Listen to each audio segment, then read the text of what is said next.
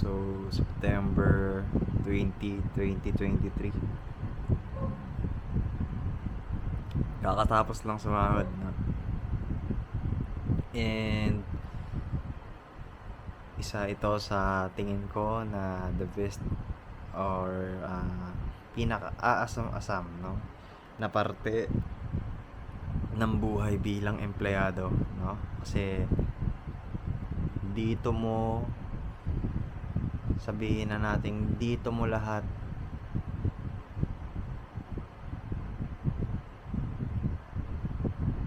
matatamasa, no? Yung mga pinagpaguran mo. It's up to you kung anong sabihin na nating self-treatment gagawin mo sa sarili mo gamit yung perang pinaghirapan mo. At masarap isipin, no, na every sahod mo sayong-sayo lang lahat ng kikitain mo. Masarap isipin na kapag sasahod ka, yung perang pinaghirapan mo ay sabihin na natin sa'yo lang, no, lahat. Pero in my almost 10 months, no, na pagtatrabaho at sa estado ng aming pamilya, no, is masarap na lang isipin yun kasi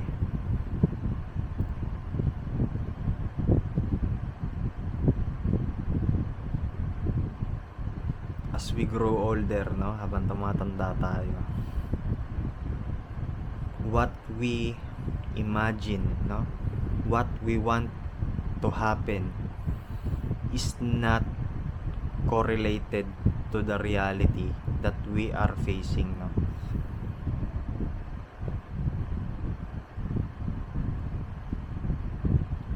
O simpleng dahilan na habang tumatanda tayo, meron na tayo mga responsibilidad, no, na kailangan nating panghawakan o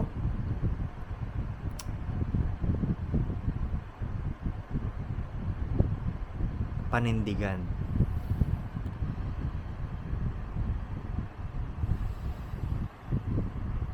And I think, no, na isa ito sa mga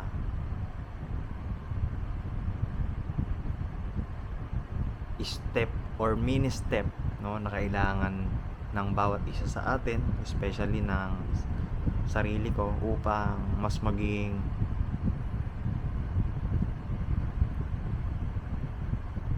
matibay, no, na tao. Bakit?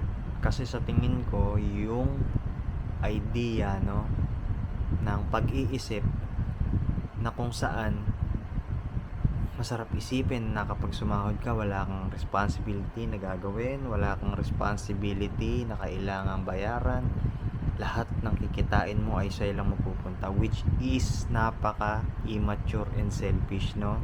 Bakit ko nasabi yun? Kasi life is about responsibility, whether you like it or not. We're gonna face some challenges, and taking it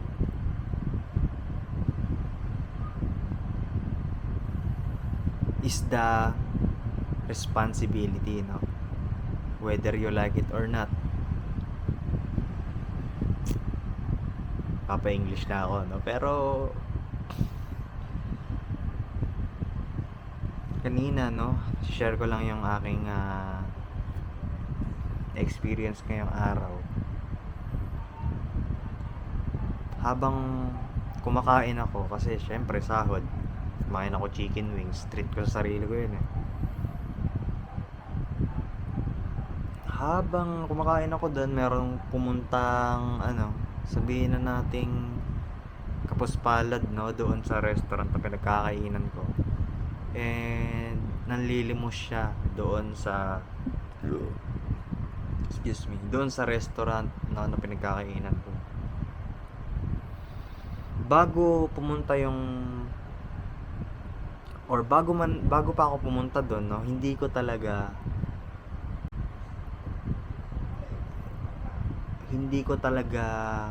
balak, no, na mag-only wings doon sa pinagkakainan ko, no. Kasi gusto ko lang matikman yung, syempre, magtitipid ako, no. Hindi pa ganoon kalaki yung kinikita ko. And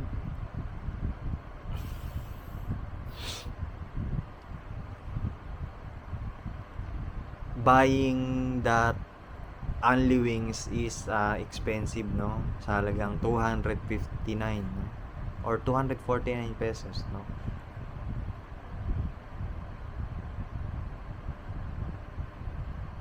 Hindi ko talaga planong mag-only. Ang plano ko lang is bumili ng 6 pieces chicken kasi meron akong dalang kanin. So hindi yun nangyari kasi eventually nagbago din yung isip ko.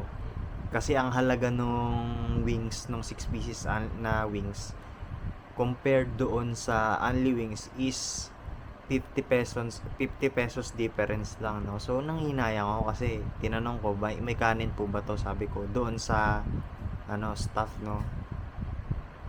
Sabi ko, may kanin po ba to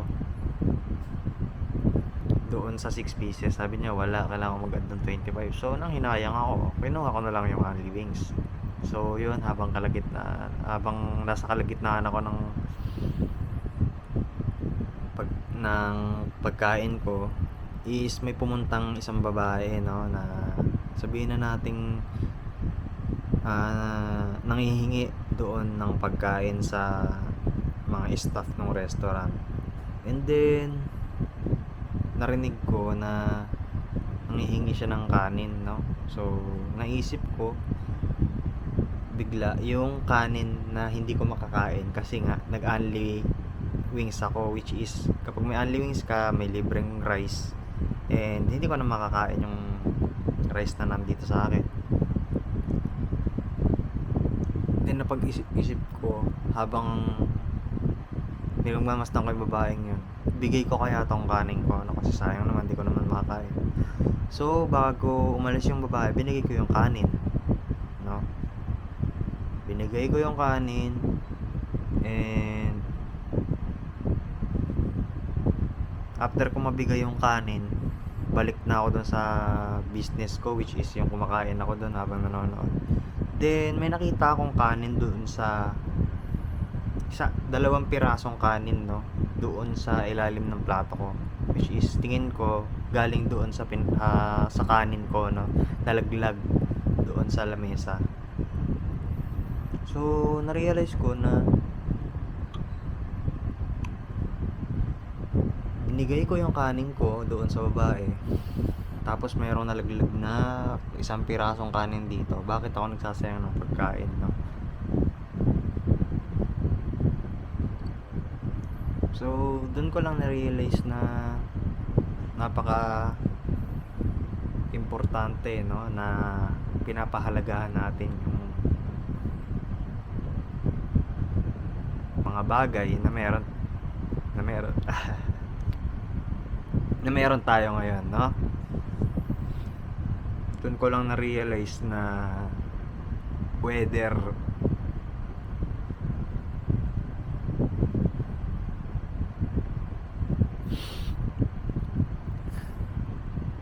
maliit or malaki yung kinikita mo, may capacity kang magbigay. At the same time,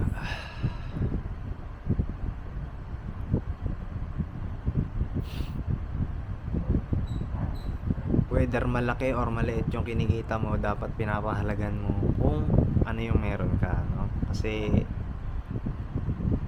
yan yung yung treasure mo sa sarili mo. Financial wise man yan, pagkain wise, no, personal growth wise, business wise, lahat ng meron tayo ngayon,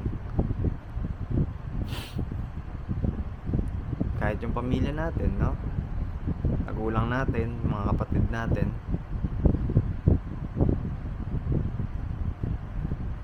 maliit or malaki man yung nako-contribute nila sa atin habang magkakasama pa tayo or makakasama pa natin sila, no, pinapahalagahan na dapat natin yung moment, no. Example, katulad kanina, diba kumakain ako doon sa fast food restaurant,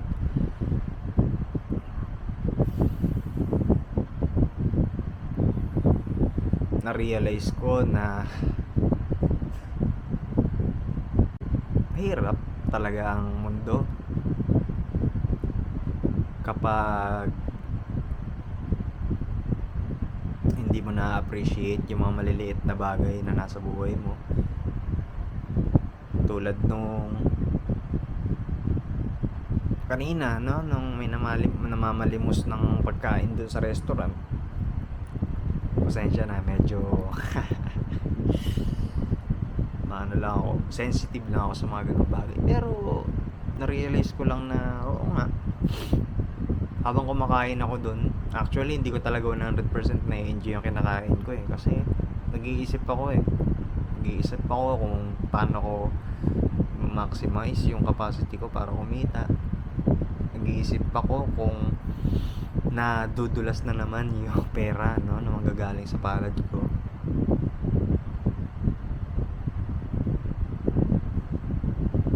Pero nang dahil sa moment na yon, no, na although madalas naman ako nakakita ng mga namamalimos, pero yun kasi yung parang nagkaroon ng impact sa akin na oo nga, no, may mga tao na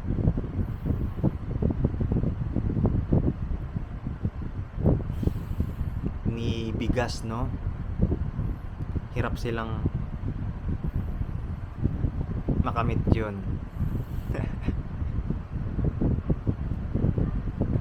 Kaya tingin ko mapalad pa rin kami na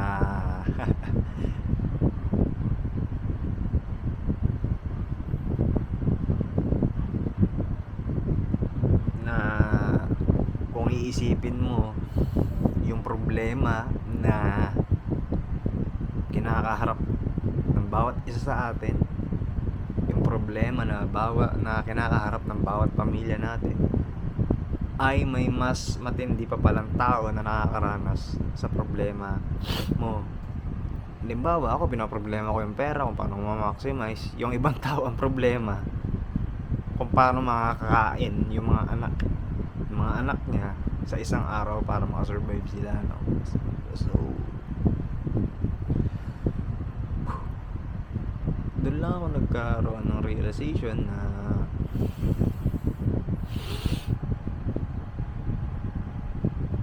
I'm still blessed.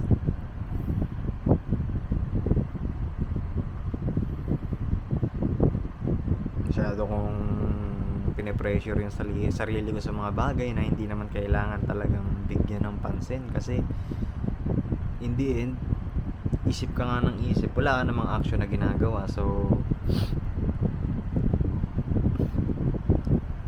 yun lang.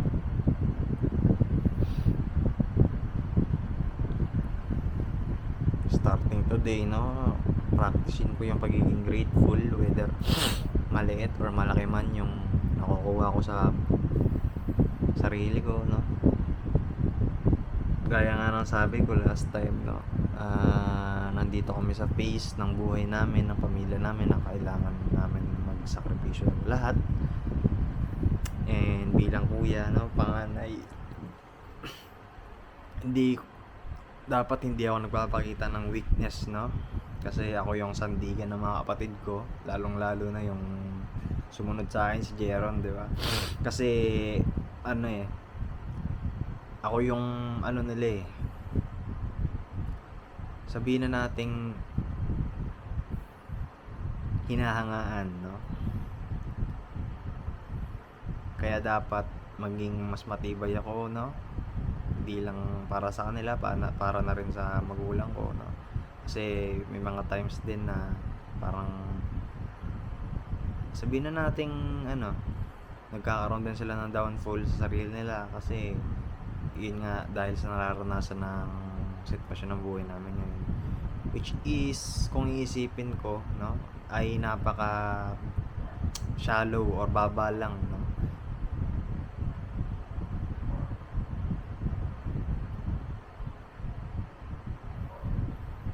Bakit ko nasabing napakababaw lang? Kasi dahil nga dun sa nakita kong namamalimos dun kanina sa pinagkakainan ko na alam mo,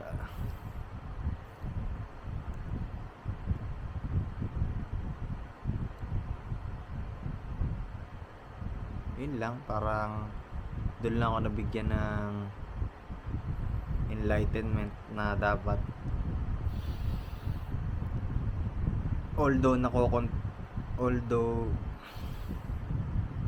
nakakaranas ka, 'no, ng mga problema, huwag mo pa rin kakalimutan na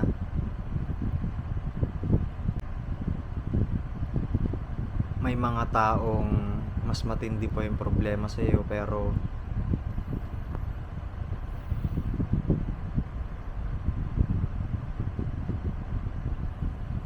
hindi mo lang 'to nabibigyan ng pansin kasi masyado kang nakatuon sa sarili mo, 'no?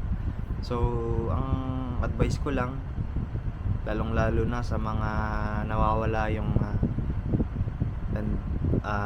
vision, 'no, na kung saan ano ba talaga yung purpose nila sa mundo, is tingin din sila or tingin din kayo sa paligid nyo, pag-obserbahan nyo yung mundo na kinagagalawan nyo. Actually, marami kayong matututunan. Sabi nga sa isang kanta, maraming dilat pero bulag ang mata, 'no?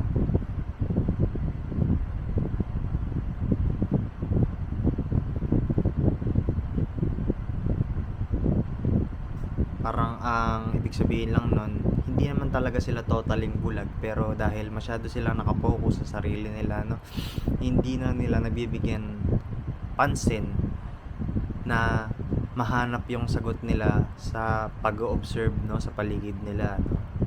Masyado nilang ini-stress yung sarili nila, masyado nilang pino-focus yung sarili nila kung paano ba maso-solve yung problema ko.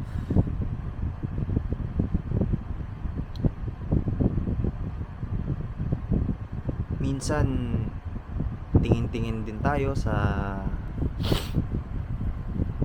surroundings natin, 'no, pagmasdan natin kung ano ba talaga yung problema kinakaharap natin ngayon, kung gaano ba talaga kabigat, and kung paano, pinaka-importante sa lahat, kung paano mo masusolusyunan yung problema mo. Diyan ako believe sa sarili ko kasi bakit ko nasabi yun? Dahil dati masyado akong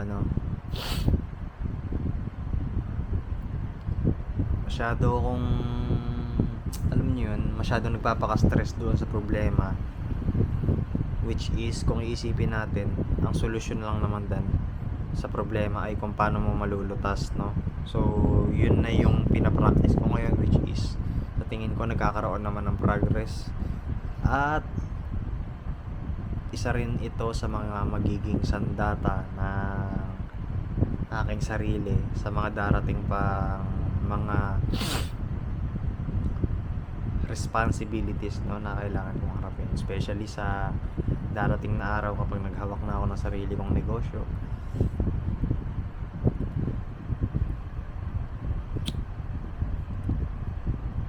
So ayun lang yung aking hinanaing sa buhay, no?